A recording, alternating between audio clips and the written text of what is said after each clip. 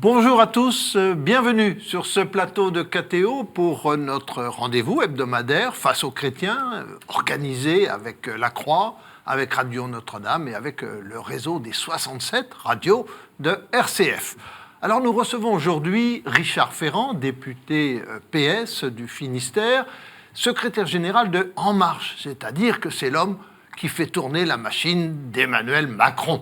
Donc on va surtout parler d'Emmanuel Macron, de sa politique, de son programme et de qui il est, parce qu'on a envie de connaître un peu mieux Emmanuel Macron. Bonjour Richard Ferrand. Bonjour. Alors vous allez être interrogé par 3 journalistes, Corinne Laurent de la Croix, Bonjour. Alain Baron de Radio Notre-Dame. Bonjour. Et Romain Masneau de RCF. Bonjour. Alors on va parler de la candidature, bien sûr, d'Emmanuel Macron. Et tout d'abord, une question. On a l'impression qu'il y a un petit peu de mou, là, en ce moment, dans cette candidature. Il a perdu un peu de poids. Comment vous l'interprétez, cette baisse un peu dans l'opinion? Et comment vous comptez remonter un peu la pente? Vous savez, depuis le 16 novembre dernier, date de la candidature, de l'annonce de la candidature d'Emmanuel Macron, j'ai toujours veillé à ne jamais commenter les bons sondages en me disant que ça m'éviterait de commenter ceux qui sont parfois moins bons. Donc je ne vais pas me livrer à cet exercice, mais nous on ne sent pas particulièrement de coups de mou. Vous savez, les comités départementaux, les comités locaux d'En Marche travaillent au rythme de 4000 événements chaque semaine, partout en France. Le terrain se mobilise. Nous déployons toute notre énergie pour expliquer le programme d'Emmanuel Macron. Nous ne ressentons pas ni de l'euphorie, ni un coup de mou. Nous savons simplement qu'il faut rester conquérant, convaincant, pédagogue pour convaincre le plus grand nombre de Françaises et de Français que Emmanuel Macron est le prochain président de la République dont nous avons besoin. Donc on n'a pas à s'attendre à une initiative particulière, spectaculaire d'Emmanuel Macron pour attirer l'attention et puis pour faire parler de lui. Non, je crois que nous avons un programme suffisamment riche pour que nous puissions en parler largement. Il n'est pas nécessaire d'avoir des initiatives intempestives. Nous n'avons pas d'inquiétude. Nous sommes vigilants et mobilisés, comme toujours. Eh bien, la première question vous est posée par Alain Baron de Radio Notre-Dame. Oui, alors Emmanuel Macron s'est fait connaître notamment par un de ses slogans, ni à droite ni à gauche. Est-ce que c'est tenable comme position? Parce que d'autres ils sont essayés avant lui. Est-ce que ce n'est pas un élément de trouble quand même vis-à-vis de l'électorat? Lorsque, voici un an, puisque c'est notre premier anniversaire, voici un an, Emmanuel Macron avait lancé à Amiens le mouvement En Marche. C'est à ce moment-là qu'il avait dit qu'il souhaitait que le mouvement lui-même ne soit ni de droite ni de gauche. Mais ça a été un peu raccourci. Ce qu'il voulait dire, c'est qu'il fallait, avec des progressistes qui viennent de la droite, qui ont une sensibilité de droite, du centre ou de la gauche, on puisse se retrouver à la fois sur un socle de valeurs communes, mais aussi sur un certain nombre de solutions que l'on souhaite proposer pour résoudre les problèmes des Françaises et des Français. C'était ça l'idée. Ensuite, toute l'originalité, si je puis dire, la singularité de notre démarche, c'est à la fois de dire qu'il nous faut rassembler pour relever les défis d'aujourd'hui des Françaises et des Français, soit qui n'étaient jamais engagés en politique d'ailleurs, soit des gens qui ont des origines différentes, dès l'instant qu'on est d'accord évidemment sur l'essentiel et les contenus, et surtout renouveler une classe politique qui, quoi qu'on en dise, depuis une vingtaine d'années, a essentiellement pas réussi. Moyennant quoi il est temps aujourd'hui de se retrousser les manches avec celles et ceux qui sont de bonne volonté et qui veulent passer au-delà de l'esprit de chapelle, si je puis dire.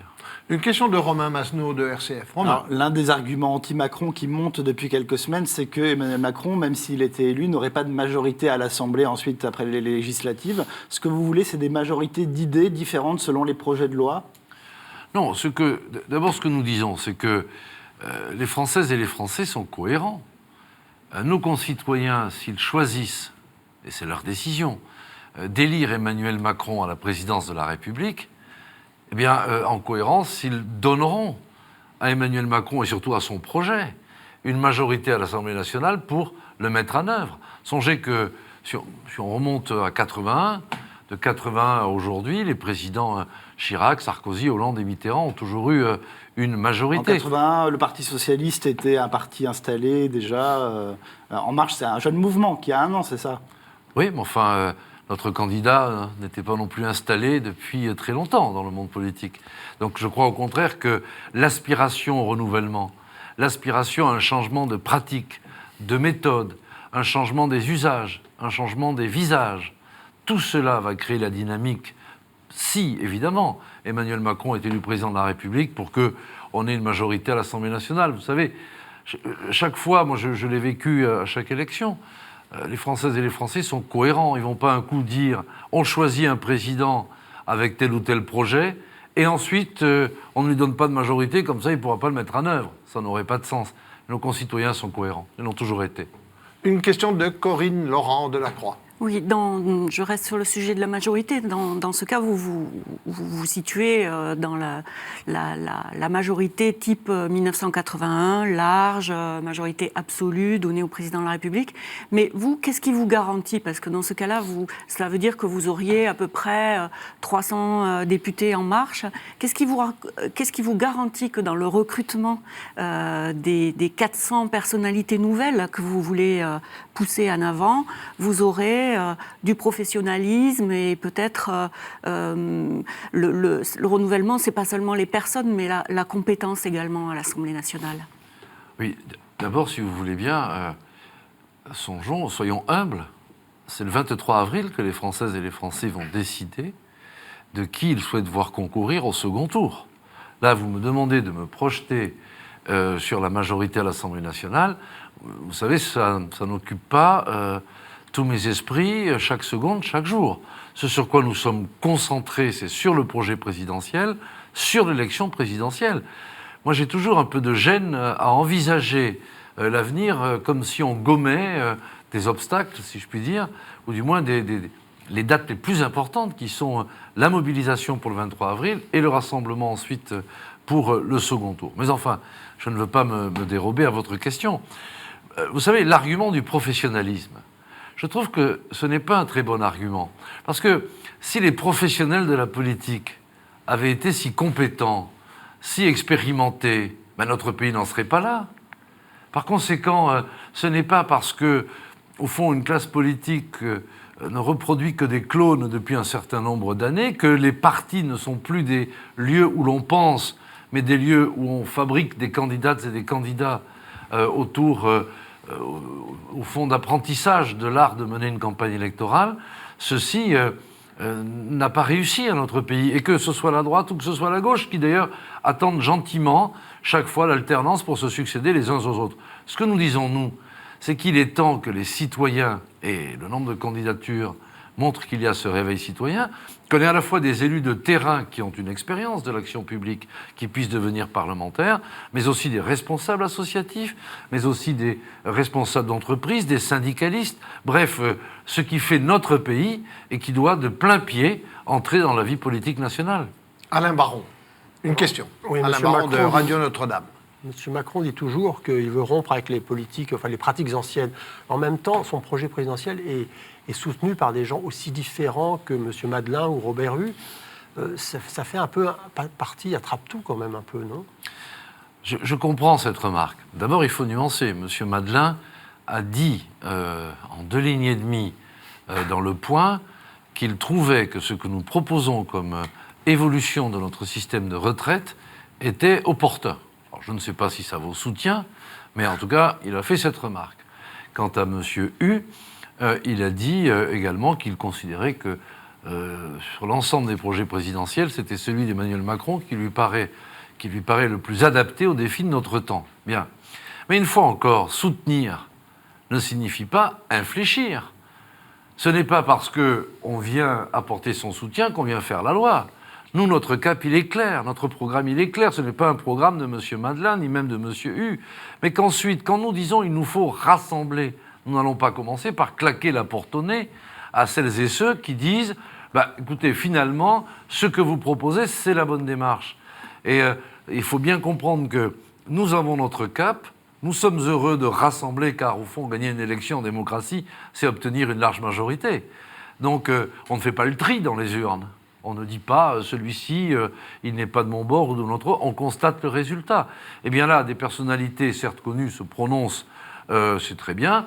Mais vous savez, il y a beaucoup d'élus locaux moins connus, qui n'ont pas l'honneur des médias, ou des responsables associatifs qui font la même démarche que les deux personnalités que vous avez citées. Et ça nous va très bien, puisque c'est notre ADN de vouloir rassembler. Mais dans la cohérence, sur un cap clair, un projet cohérent et des valeurs fondatrices extrêmement claires pour tout le monde. Romain Mazenot, Alors, RCF. certains politiques, certains analystes estiment que le clivage gauche-droite est en train de s'effacer au profit d'un clivage entre mondialistes et patriotes, selon Marine Le Pen, ou entre tenants d'un libéralisme intégral et contre les tenants d'un protectionnisme intégral. Pour vous, autour de quels thèmes vont se structurer les clivages politiques à l'avenir ? Si vous voulez, moi, il me semble que, au fond, ce qui fonde notre démarche, c'est une sorte de pragmatisme radical. Ça veut dire quoi, ça ? Je vais essayer de l'expliquer. C'est que, sur les valeurs, notre charte est claire. Sur la vision du candidat, il suffit de lire son livre « Révolution » pour comprendre comment il regarde le monde et vers où il aimerait emmener notre pays et emmener l'Europe. Et ensuite, dans la pratique politique, il y a l'idée, et c'est ça le pragmatisme radical, qu'il faut d'abord apporter des solutions. Et parfois, vous avez des solutions, la fameuse loi Macron en regorgeait de solutions concrètes, qui peuvent être parfois d'inspiration libérale. Et quand on est de gauche, parfois on a tendance à se les interdire, en se disant quand même, ça ne ressemble pas à ce que je pense depuis toujours. Donc on se l'interdit.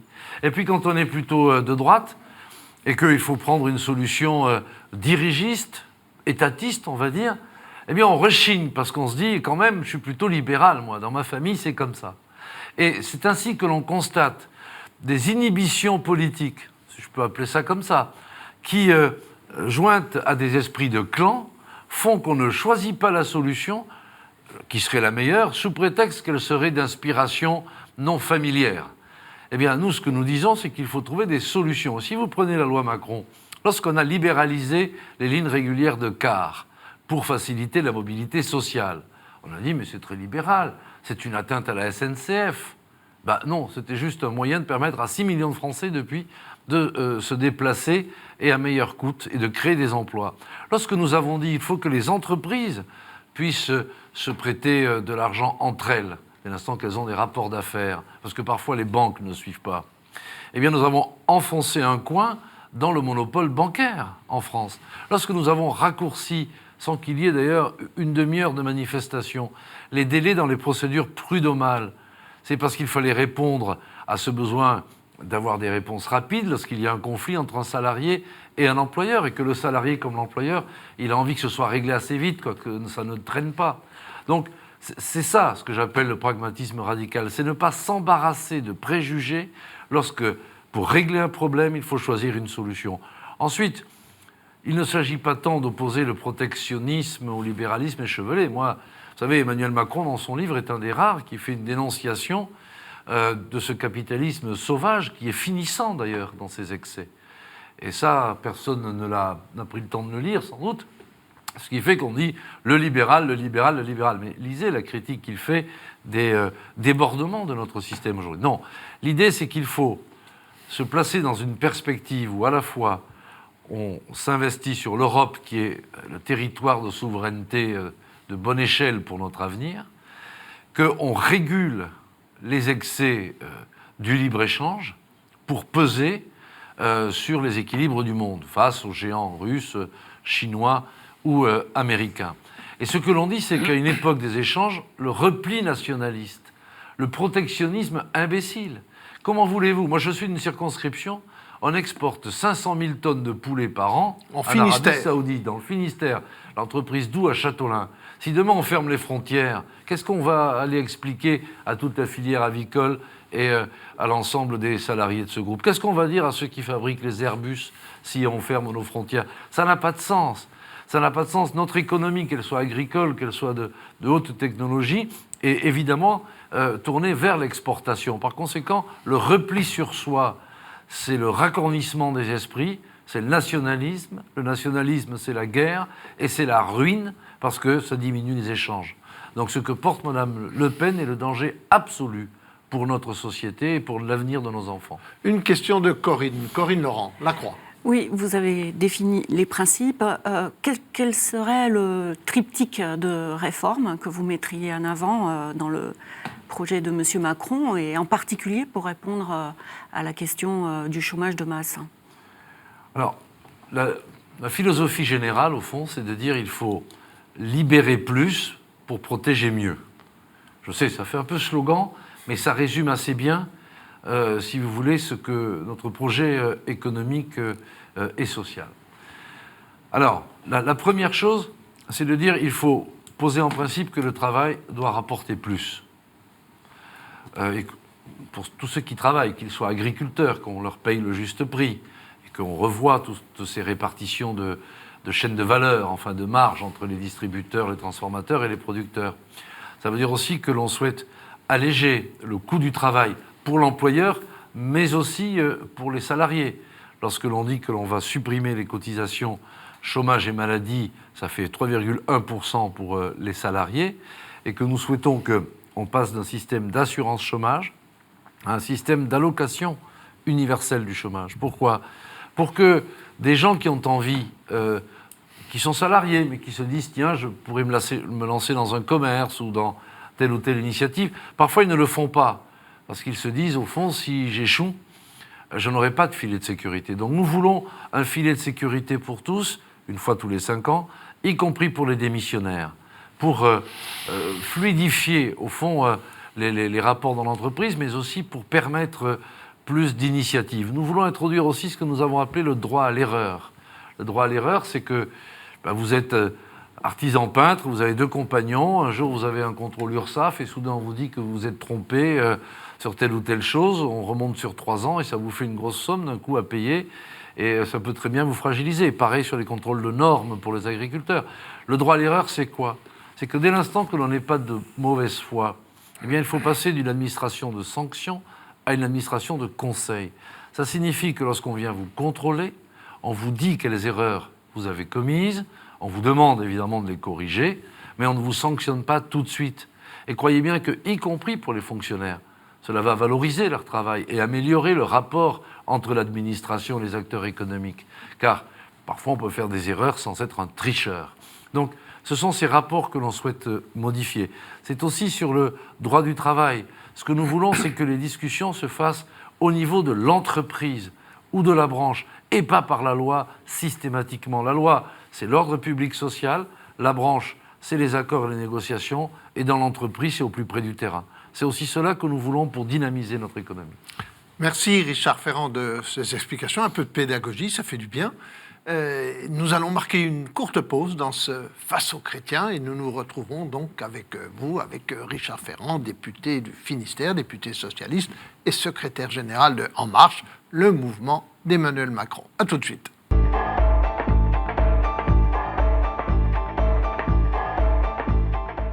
On se retrouve pour la deuxième partie de ce Face aux chrétiens avec notre invité Richard Ferrand, qui est secrétaire général de En Marche. C'est l'homme qui fait un peu, comme je le disais, tourner la machine d'Emmanuel Macron. Donc, c'est un peu comme si on interrogeait Emmanuel Macron pour connaître un peu de son programme.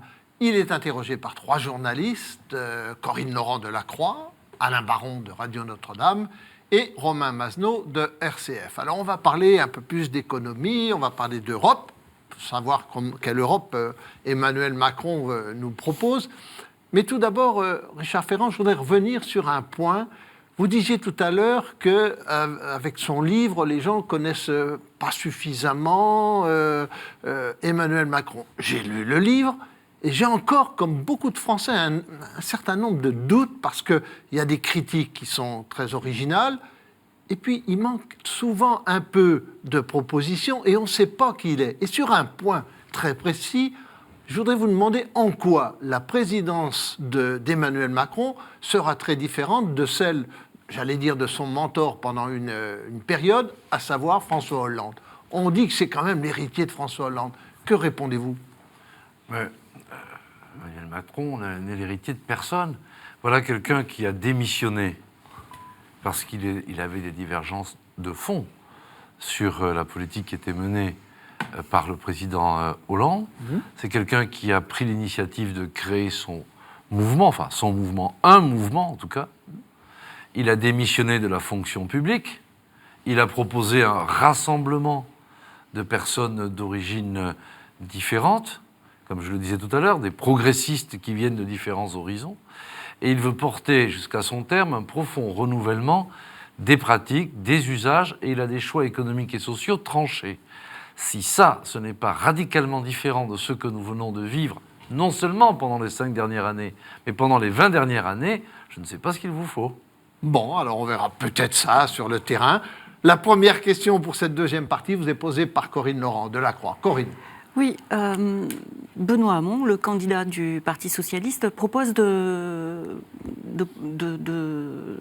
à ses partenaires européens, si jamais il était élu, un traité pour démocratiser la zone euro.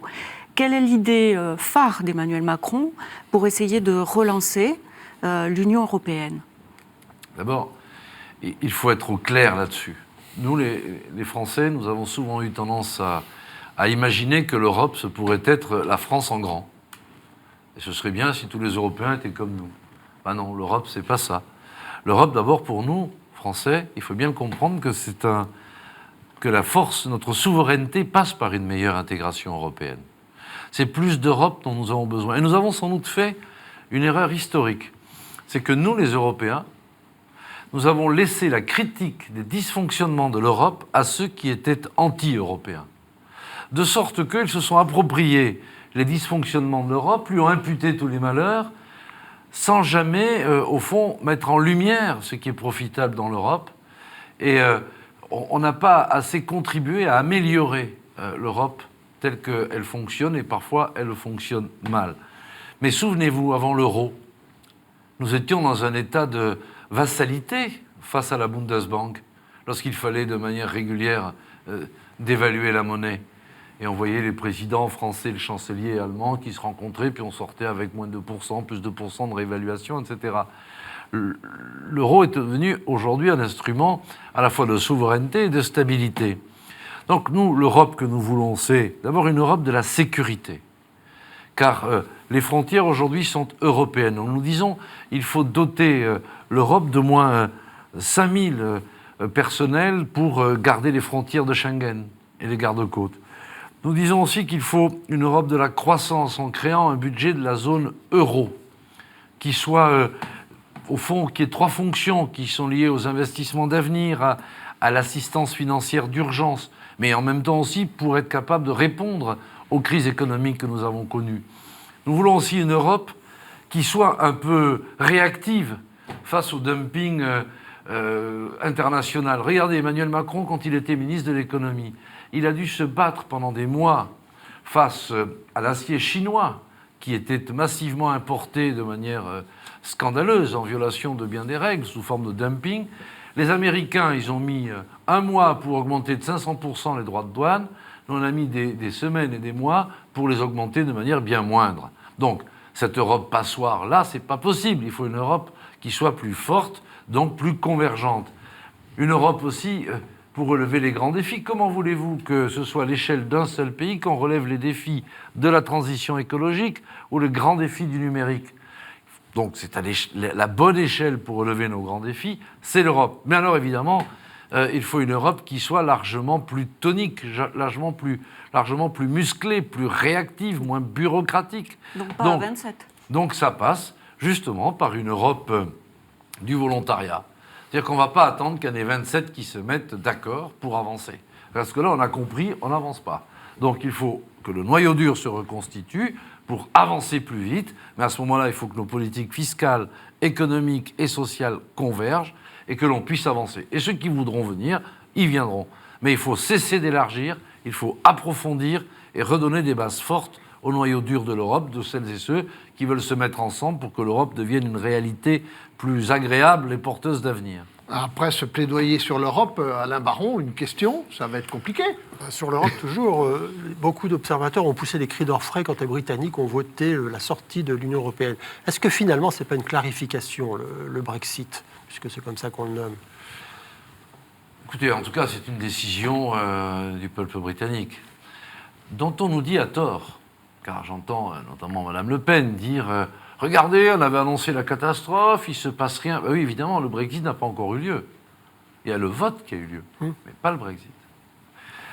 Donc, au fur et à mesure que le temps va se dérouler, on va voir ce que ça produit en Grande-Bretagne. Mais, sans doute, ça a clarifié les choses, mais ça a des implications qui sont extrêmement complexes.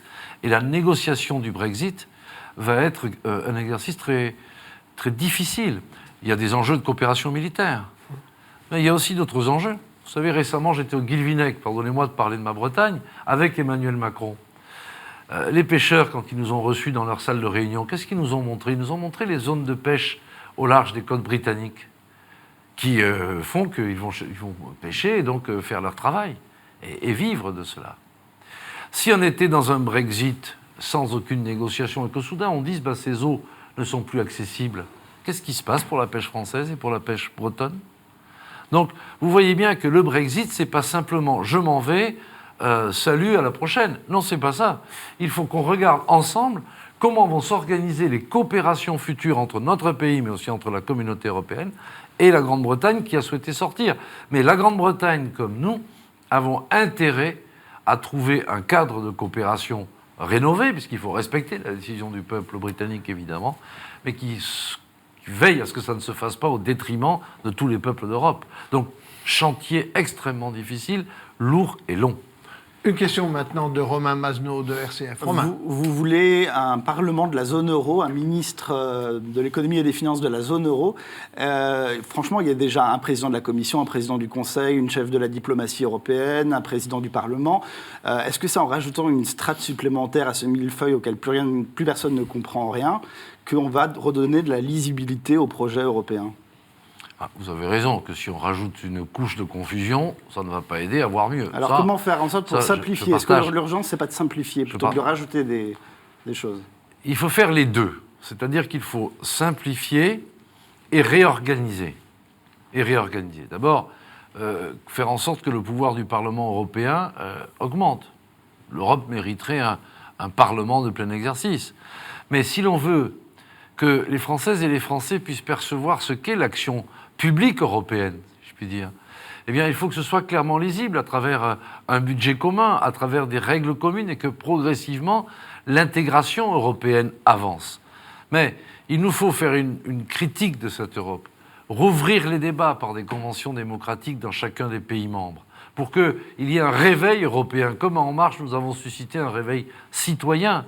Il faut qu'il y ait à la fois une refondation du moyen terme, mais aussi très vite... Et comment va s'y prendre Emmanuel Macron pour convaincre nos partenaires européens de lancer ces conventions partout? L'Allemagne y est prête, par exemple? Écoutez, vous savez, je ne sais pas si un tel ou un tel y est prêt à l'heure où nous parlons. Mais ce que je sais, c'est que l'immense majorité des Européens sont convaincus qu'il y a un besoin d'Europe, sont convaincus que l'Europe, dans sa forme actuelle, dysfonctionne à bien des égards, et sont convaincus qu'il y a une peste nationaliste qui est en train de progresser dans beaucoup de pays d'Europe. Donc sur ces bases-là, je pense qu'il y aura beaucoup de volontaires pour réfléchir et agir ensemble. Mais il est évident que, face aux nécessités de l'époque et de notre continent, il faudra ces conventions démocratiques, il faudra plus d'Europe, et j'ai vraiment la conviction que dès l'instant qu'il y aura aussi des partenariats sérieux, c'est-à-dire qu'il va falloir arrêter, quand on est français, d'enfumer les Allemands, si vous permettez.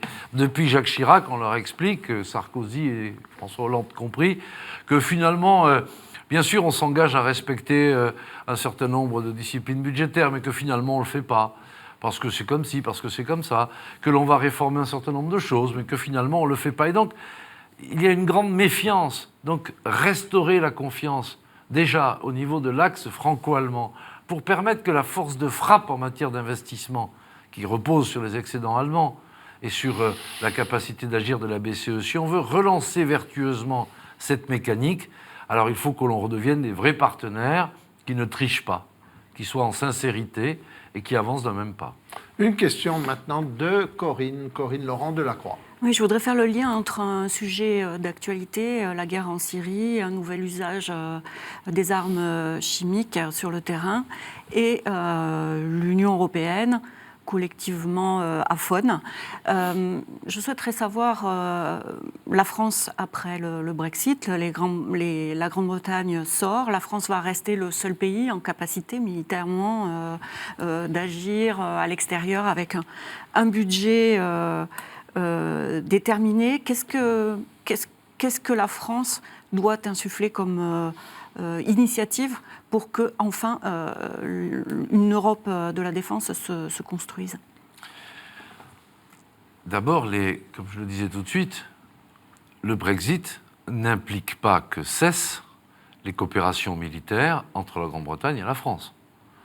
Il y a des accords bilatéraux qui existent, qui vont faire eux aussi l'objet sans doute de relecture ou de réexamen. Mais la Grande-Bretagne là-dessus n'a pas dit que soudain elle ne coopérait plus avec ses voisins en matière militaire ou autre. Donc, bon, ça c'est un point important. Ensuite, d'une manière générale, il nous semble qu'Emmanuel Macron a eu l'occasion de le répéter plusieurs fois, que toute stratégie militaire doit être liée à une feuille de route diplomatique.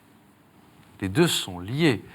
C'est-à-dire qu'il ne s'agit pas, je ne dis pas que c'est le cas d'ailleurs, soyons bien clairs, mais il ne s'agit pas d'un côté d'avoir des opérations militaires diverses qui se déroulent et d'avoir une politique diplomatique qui serait à côté. Tout ça doit être évidemment extrêmement intriqué. Aujourd'hui, ce que nous disons, ce que nous constatons, c'est qu'au fond, c'est la Russie et quelques pays du secteur qui ont la main sur l'évolution de la Syrie. Parce qu'en effet, l'Europe n'a pas été active, n'a pas parlé d'une même voix, et à part dire il faut que Bachar parte, on ne peut pas dire qu'il y ait eu une action diplomatique palpable. Donc, quand je vous disais tout à l'heure plus d'Europe, c'est parce qu'aujourd'hui, s'il y a soit le silence des uns, soit la cacophonie entre les autres, il est évident qu'on ne pèse pas sur le cours des choses et que l'on ne pèse pas assez pour éviter à la fois les drames que l'on vient une nouvelle fois de déplorer, mais non plus pour l'évolution de toute cette partie du monde qui est devenue aujourd'hui une zone extrêmement dangereuse. On a vu typiquement à la suite de la Libye ce qui se passe. On voit bien qu'aujourd'hui, il y a des territoires entiers qui sont des zones d'entraînement pour terrorisme. Donc là aussi, quand on dit on agit, et M. Fillon, je vous le rappelle, quand même était Premier ministre. Vous savez, celui qui dit que Emmanuel Macron n'aurait peut-être pas assez d'expérience. Des expériences comme la Libye, il peut se la garder. Il peut se la garder, car ce fut une intervention extrêmement malheureuse et qui a créé un vaste champ d'entraînement pour les terroristes aujourd'hui. Donc, on va passer à Alain Baron, qui va poser une question. Alain. Pour revenir au projet français, M. Macron veut mettre le paquet sur la formation continue. C'est un secteur où on dépense depuis des années beaucoup d'argent, sans grand résultat. Qu'est-ce qu'il va changer concrètement? Parce que c'est vrai que c'est important, mais qu'y a-t-il de nouveau? Vous savez, s'il y a une chose qui a bien fonctionné sous le quinquennat actuel, et je dis ça sans que Emmanuel Macron en devienne l'héritier, M. Gerbeau, mais il faut être honnête dans la vie, quand il y a des choses qui ont bien marché, il faut les reconnaître. Bon, ben voilà, c'est le fameux plan 500 000. Le plan 500 000, mais qui a été conçu comme un plan d'urgence, et qui, de notre point de vue, doit être à la fois pérennisé et la formation doit être très investie. Alors pourquoi? Parce que partout où vous vous promenez en France, je suis sûr que vous avez déjà entendu ça comme moi, vous avez des gens qui vous disent « je ne trouve pas de boulot parce que ce que je sais faire ne correspond pas aux offres d'emploi ». Et vous avez beaucoup d'employeurs qui disent « ah, regardez, je cherche 2 gars ou 2 dames pour faire ci ou ça, et je ne trouve pas ». On l'entend, enfin, je vous invite dans ma circonscription, on l'entend tous les jours. Bien. Ça veut dire quoi? Ça veut dire qu'aujourd'hui, il n'y a pas assez de formation pour rapprocher la demande d'emploi de l'offre d'emploi. La question, c'était comment faire pour que ce ne soit pas un gâchis monumental comme ça l'est actuellement, concrètement. Eh bien, la question d'Alain était très précise. Comment faire? Eh bien, aujourd'hui, si je reprends ce plan 500 000, mais ce que nous voulons faire plus massivement, c'est faire qu'on sait quels sont les métiers de demain, quels sont les métiers qui émergent. Et donc, quand quelqu'un se retrouve au chômage, parce qu'il est sur une activité qui n'a plus de débouchés ou autre, eh bien, il faut que ces salariés soient accompagnés par la formation pour être rapprochés des métiers en demande, en tension, comme on dit, ou des métiers émergents. C'est ça que ça veut dire. C'est accompagner dans l'évolution de carrière, dans l'évolution professionnelle, parce qu'il y a des métiers qui disparaissent ou qui en tout cas évoluent de manière tellement forte que les mêmes, si on ne les forme pas, ne peuvent pas retrouver ensuite du travail. C'est ça l'ambition, c'est de dire que si on n'investit pas dans la vraie richesse de notre pays, c'est-à-dire le capital humain, si je puis dire, les ressources humaines, ce que nous sommes les uns et les autres, si on ne fait pas le maximum pour que chacun retrouve des compétences, évolue et investisse dans soi-même, eh bien, le drame du chômage continuera de s'approfondir. Merci, c'est l'occasion de marquer une deuxième pause dans ce Face aux chrétiens avec Richard Ferrand, qui est l'homme d'Emmanuel Macron, le secrétaire général du mouvement En Marche. On se retrouve dans un très court instant. À tout de suite.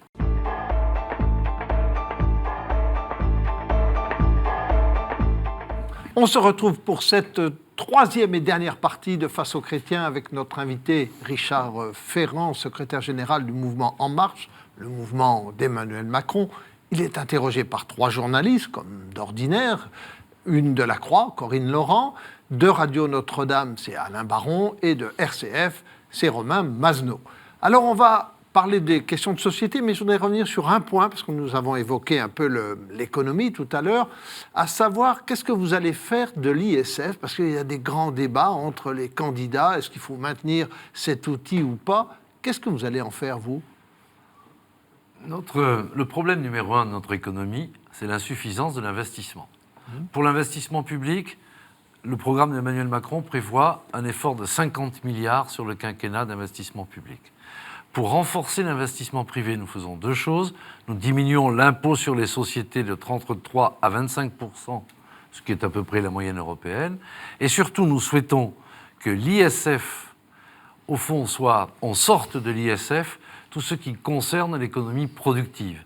Donc seule restera la prise en compte de la fortune immobilière, si je puis dire, dans les mêmes conditions qu'aujourd'hui, car on nous fait dire qu'on voudrait surtaxer. Non, on dit simplement, ce qui est dans l'économie réelle n'est plus taxé, ce qui produit de l'investissement et de l'emploi demain. En revanche, ce qui est simplement de la possession immobilière restera pris en compte dans l'ISF. Là où, au fond, Hamon dit qu'il faut renforcer, et où François Fillon, à tort, dit qu'il faut tout supprimer. Nous le faisons pour apporter une solution au déficit d'investissement de notre économie. Question de Romain Mazneau de RCF. Romain. Dans une récente interview à La Croix, Emmanuel Macron s'est montré prudent, voire flou sur la question de la fin de vie, en disant qu'il fallait que le débat avance. Alors, est-ce que vous pouvez nous éclairer un peu? Est-ce qu'il y aura, par exemple, une loi autorisant l'aide médicale à mourir, comme le veut, par exemple, Benoît Hamon? Sur les questions de société, comme on les appelle, Emmanuel Macron a la conviction qu'il faut laisser une large part au débat public et que ça ne relève pas forcément de l'initiative gouvernementale ou présidentielle. Mais le but d'un débat en politique, c'est qu'on tranche à un moment, non?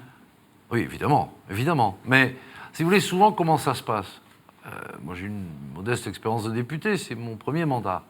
Mais le gouvernement arrive avec son texte. Ensuite, on peut l'amender en proposant ceci ou cela. Mais il y a déjà une volonté qui est mise sur la table. Et après, quand ça commence à chauffer, parce qu'il y a des polémiques, il y a des débats, etc., le gouvernement dit, bon, il faut consulter. Nous, on pense qu'il faut travailler différemment là-dessus. Lorsque des questions affleurent, il faut mener en amont cette réflexion parfois philosophique, contradictoire, etc., prendre le temps et d'arriver à des points d'équilibre. Et c'est à ce moment-là que le pouvoir législatif peut s'en saisir. En consultant aussi, par exemple, les responsables religieux, le comité consultatif national d'éthique. Absolument. Ouais. Et en prenant ce temps-là, mais en amont, pas en disant on crée le problème, on crée des tensions, et ensuite on va essayer de concerter. Il faut renverser la logique. Et globalement, sur les questions de société, Emmanuel Macron a cette culture-là, de dire il faut poser les sujets, il faut prendre le temps, là. Aussi vrai qu'il y a des choses pour lesquelles il faut aller très vite sur les questions économiques et sociales, il y a urgence. Sur les questions de société, il nous semble qu'il faut prendre le temps de la réflexion. Et lorsque les choses sont mûres, eh bien, il faut en effet agir, décider, voter, mettre en œuvre. Ce qui veut dire que la loi Claes-Leonetti sur la fin de vie ne changera pas immédiatement, en tout cas. Absolument. Une question d'Alain Baron de Radio Notre-Dame. Alain. Oui, il y a un autre facteur de tension, c'est la laïcité. Il y a encore quelques décennies, ça ne posait pas de problème en France. Là, maintenant, on sent monter les tensions entre les différentes communautés. Qu'est-ce que M. Macron pourrait faire dans ce domaine? La conviction d'Emmanuel Macron est qu'il faut s'en tenir aux dispositions actuelles qui régissent notre société, qui sont issues de la loi de 1905, et qu'il faut se méfier de celles et ceux qui voudraient brandir la laïcité comme une arme antireligieuse. Et dans le contexte qui est le nôtre, c'est essentiellement l'idée de lutter contre la religion musulmane. Ça ne trompe personne.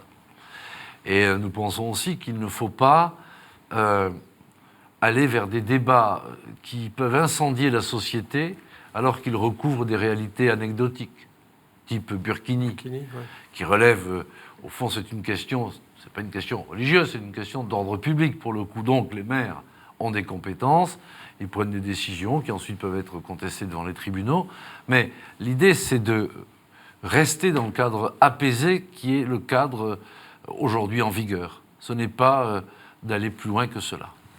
Une question de Corinne Laurent, de la Croix. Oui, on a vu dans le passé des candidats revendiquer, assumer les racines chrétiennes de la France. Est-ce que Emmanuel Macron hésite à le faire ? Non, je ne crois pas qu'on puisse parler d'hésitation. Je crois que nous sommes attachés, et lui-même a eu l'occasion de le développer, de l'évoquer plusieurs fois, c'est ce qu'on appelle le récit national. Le récit national, c'est pas une vérité d'État, c'est pas un roman totalitaire. C'est avoir la conscience de ce qui a forgé notre pays dans son histoire, et y compris évidemment, c'est essentiel, son histoire chrétienne. C'est au fond d'offrir en partage à tous les concitoyens cette conscience claire des étapes de notre histoire, de ce qu'il a fondé, de ce qu'il a façonné, pour que ça cimente notre capacité à vivre ensemble dans notre singularité. C'est plus ça. Et revendiquer, vous savez, très honnêtement, ces débats, j'allais dire théologiques, c'est pas tout à fait le mot, mais ces débats qui enflamment pour savoir s'il faut dire les racines chrétiennes, pas les racines chrétiennes, je trouve que ça ne sert à rien de prendre des étendards comme cela. Nous savons tous, il suffit de se promener en France pour voir que les églises sont nombreuses, on est façonné par notre histoire de France, et évidemment c'est directement lié à l'histoire de la chrétienté. Mais je crois que c'est notre histoire. La foi, c'est une affaire d'intimité.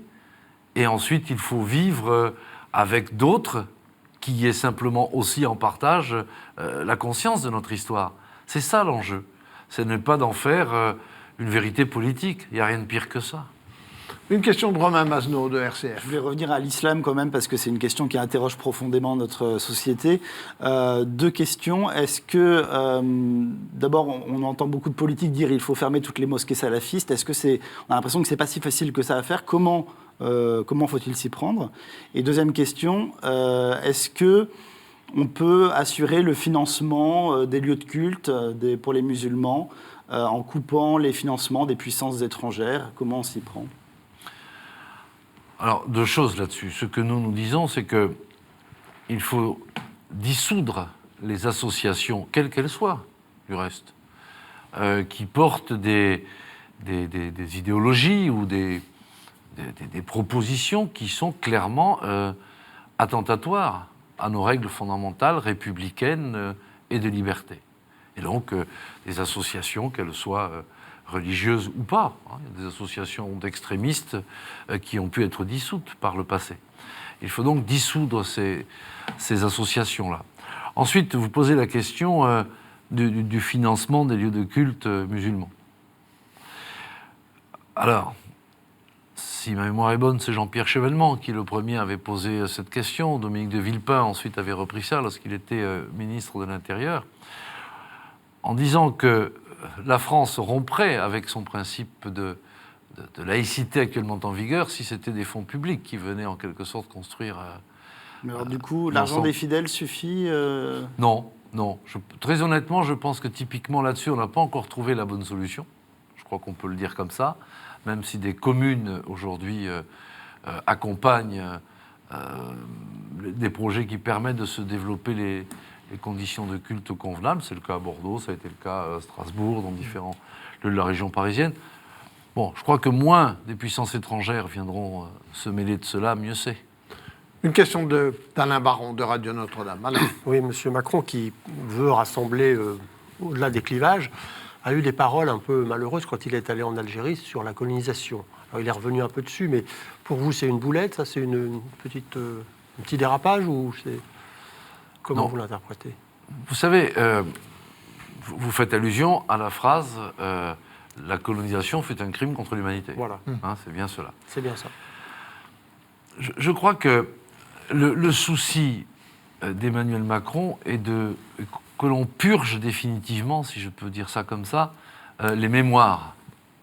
Pour que, une fois qu'on a fait comprendre qu'on comprenait le ressenti des autres, que l'on puisse construire sereinement un avenir commun.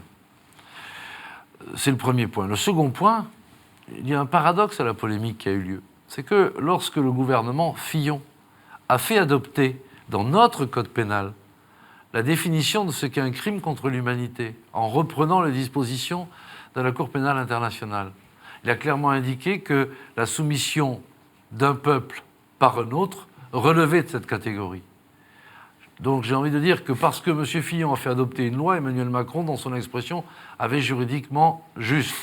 Mais la portée symbolique des choses et la portée politique des choses n'est pas la même. Mais il me semble, moi, qu'aujourd'hui, il faut purger définitivement ses mémoires. Emmanuel Macron est d'une génération qui n'a pas été confrontée à ces périodes de fin de colonisation pour regarder devant. Je crois que c'est ça qui est le plus utile. Et après, faire l'exégèse sur est-ce qu'il fallait dire crime contre l'humain, crime contre l'humanité, parce qu'après on nous a dit, mais vous comprenez, ça porte atteinte à la singularité de la Shoah, ou, etc. Enfin, il y a eu tout ce débat-là, mais ce n'était pas l'esprit du propos, bien entendu. Je crois que tout le monde l'a compris. Simplement, il faut qu'à un moment donné, on en finisse avec ces mémoires brouillées, je crois, sur ce qui a été le passé de la France. Et ça rejoint d'ailleurs ce que j'évoquais avec Madame tout à l'heure, c'est que notre histoire, il faut que nous soyons en claire connaissance de ce qu'elle a eu d'ombre et de lumière. Donc là aussi, il faut être aimer ce qu'est notre histoire, mais en même temps être lucide sur ce qu'ont pu être les défaillances de notre histoire. Et s'agissant de la colonisation, il évoquait les crimes d'État. Il n'attaquait pas en cela les Françaises et les Français de l'époque qui étaient fonctionnaires, ni même les appelés du contingent, que l'on a convoqués pour aller là-bas maintenir l'ordre, comme l'on disait. C'est pas ça du tout. C'était de dire que oui, en tant qu'État, la France a commis une faute lorsque elle a été, comme elle s'est comportée dans les périodes de colonisation et de fin de colonisation. Eh bien, c'est la dame qui vous pose la nouvelle question, Corinne Laurent, l'occurrence de la Croix. Oui, on parle beaucoup de territoires oubliés, ruraux, en métropole, mais aussi outre-mer. On le voit avec la crise en Guyane. Il y a un département qui est oublié et qui pourrait être aussi potentiellement explosif, c'est Mayotte. Est-ce qu'il faut, parce que vous parliez d'investissement tout à l'heure, est-ce qu'il faut investir dans des territoires comme ceux-ci qui, on le voit en Guyane, ils récupèrent peu la manne de Kourou et de l'aérospatiale. Comment faire à Mayotte? Vous aurez noté d'ailleurs que Emmanuel Macron est un des rares candidats qui s'est rendu à Mayotte et y a passé beaucoup de temps. Aujourd'hui, on est dans une situation à Mayotte où il y a des milliers d'enfants pauvres dans les rues, où il y a des frontières qui sont extrêmement difficiles à protéger, et où il y a une insécurité grandissante et une action publique faible. Voilà, au fond, le résumé. Mais la réponse, elle est simple. Si on veut, enfin, elle est simple, pardon. Je veux dire, la réponse est simple, pas la manière de faire ensuite. C'est que si l'on ne veut pas se retrouver dans la situation de la Guyane, où on a des ministres qui arrivent et qui viennent s'excuser d'avoir oublié d'investir depuis des années, eh bien, c'est prendre le problème à bras-le-corps avant que la marmite surchauffe et explose. Donc, sur Mayotte, le diagnostic est à peu près posé, si je puis dire. C'est-à-dire que dans bien des points, il y a des sous-investissements, il n'y a pas d'égalité républicaine, c'est le moins qu'on puisse dire, il y a des problèmes d'insécurité, eh bien, il faut s'y attaquer avant que, justement, on se retrouve dans des situations conflictuelles comme celles que l'on connaît aujourd'hui. Une question maintenant de Romain Masneau de RCF. Emmanuel Macron propose un service national d'été pour les jeunes, pour 600 000 jeunes chaque année, je crois. Comment vous financez cette mesure? Parce que l'armée, les universités n'ont pas les moyens, les équipements pour accueillir un tel nombre de jeunes. Alors, sur cette question, si vous voulez bien, ça mérite autant que l'on passe un peu de temps sur le sens que sur l'intendance. Eh bien, passons du temps. Allez. Moi, j'ai fait le service national, on me disait, l'intendance suivra. Ouais. Bon. Il ne s'agit pas d'être léger, mais c'est pour évoquer ce souvenir. Non, l'idée fondamentale, c'est de dire que, à la fois, parce que nous sommes face au terrorisme, nous avons des soldats qui mènent des opérations extérieures, il nous faut renforcer ce lien entre la nation et ses armées, entre les citoyens et ses armées. Nous avons, et c'est ce qu'a développé notre candidat, Emmanuel Macron, nous avons la conviction que par ailleurs, le fait que les générations de Françaises et de Français se retrouvent ensemble pendant un temps donné pour justement comprendre le fonctionnement des armées, pour renforcer ce lien, est utile à la cohésion sociale. C'est donc pas une dépense, c'est un investissement sur notre cohésion sociale. Alors, non, mais c'est très important. oui, brièvement. Ensuite, comment on peut faire? Ensuite, en effet, nous avons dit que nous mobiliserions les espaces universitaires, scolaires, ce qu'il existe aussi des casernes pour mettre cela en place. Mais là encore, ça ne commence pas en juillet 2017. Le président de la République, il faut revenir à ça. Parce qu'on a eu 2 omniprésidents qui s'occupaient de tout. Là, le président de la République, il fixe un cap. Il dit voilà ce qu'il nous faut faire. Donc c'est un chantier qui va être ouvert et qui, au cours du quinquennat, sera mis en œuvre. Et les modalités viendront alors à ce moment-là. Mais l'intention est claire, le cap est clair, refaire du lien entre la nation et notre armée. Merci, c'est la fin de ce Face aux chrétiens. Merci beaucoup, Richard Ferrand, de nous avoir expliqué ce qu'Emmanuel Macron a l'intention de faire s'il est élu président de la République. Nous, bien évidemment, on se retrouve non pas la semaine prochaine, puisque c'est le jeudi saint et qu'il n'y aura pas de Face aux chrétiens, la semaine suivante, dans 15 jours. Donc, à bientôt. Merci de votre attention. Je redis que si vous avez pris cette émission en cours, vous pouvez bien évidemment la retrouver sur les sites de la Croix, de RCF et de Radio Notre-Dame. À bientôt.